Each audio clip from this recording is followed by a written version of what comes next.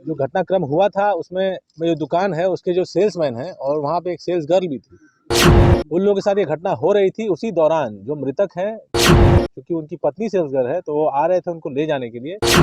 चूंकि लुटेरे पहले से दुकान में थे और ये अनायास अपनी पत्नी को लेने के लिए दुकान में घुसे, तो उनको ऐसा लगा कि इन पे अटैक हो गया है, इन पे धावा बोल दिया गया है और ये पकड़े जाएंगे।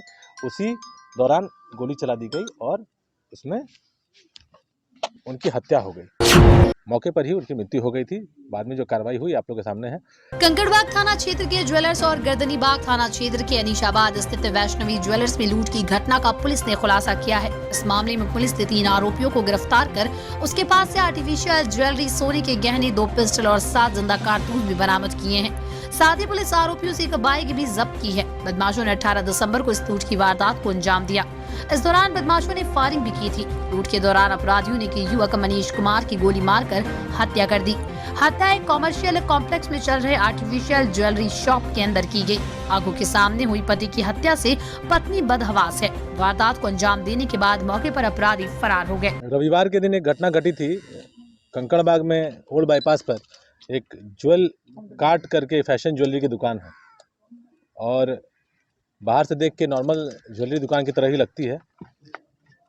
रविवार का दिन था, 26 दिसंबर तिथि थी। 9 बजे रात्रि में हम लोग सूचना मिली थी कि लूट के दौरान एक व्यक्ति को गोली मार दी गई थी। घटनास्थल का मुआयना एएसपी सदर के द्वारा किया गया था। कंकड़बाग थानाध्यक्ष तुरंत मौके पर पहुंचे थे। एसपी ईस्ट भी गए थे और सेल की टीम भी लगी थी। घटना बड़े निशंस तरीके से और बहुत ही ज़्यादा डेस्परेट तरीके से की गई थी और जब घटना का मुआयना किया गया तो हतप्रभ बात ये आई आश्चर्यजनक कि उस दुकान में कोई सोने का आइटम था ही नहीं। आर्टिफिशियल ज्वेलरी था और उसका दाम सेकेंड हैंड में या बेचने के टाइम पे कुछ मिलना भी नहीं है।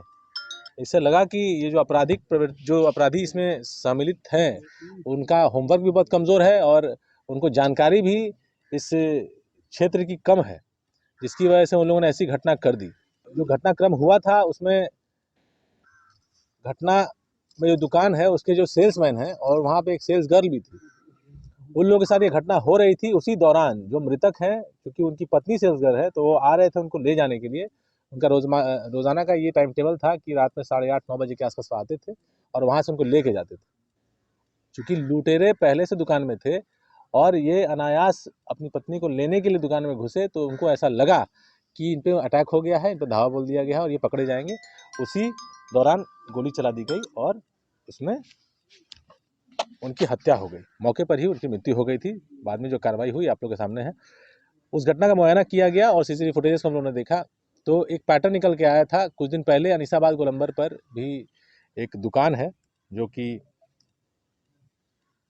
वैष्णवी ज्वेलर्स, वहाँ पर 18 तारीख को, शनिवार का दिन था, वो शाम में लगभग 8:30 बजे इसी तरह से घटना घटी थी। हड़बड़ाहट में, डेस्परेशन में वहाँ भी गोली फायरिंग हुई थी और वेशभूषा से, ड्रेस के पहनावे से और हालचाल से, हुलिया से ये आइडेंटिफाई हुआ कि ये वही दोनों अपराधी यहाँ पे भी कार्रवाई कर रहे हैं।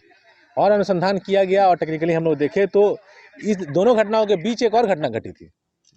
वो घटना थी 21 तारीख को कॉलोनी मोड़ के पास टेम्पो में एक ट्रांसजेंडर महिला को लूट के दौरान गोली मार दी गई थी, वो मर गई थी। अगेन डिस्परेशन का क्राइम था और उसमें भी हम लोग जो फुटेजेस थे वो सिमिलर मैच कर रहे थे। तो वहाँ से ही हम लोगों ने अनुसंधान शुरू किया। उसमें एक अमित नाम का लड़का जेल गया हुआ था और उसके बाद उसके गिरोह के 2 लोग और बाकी थे इनफैक्ट।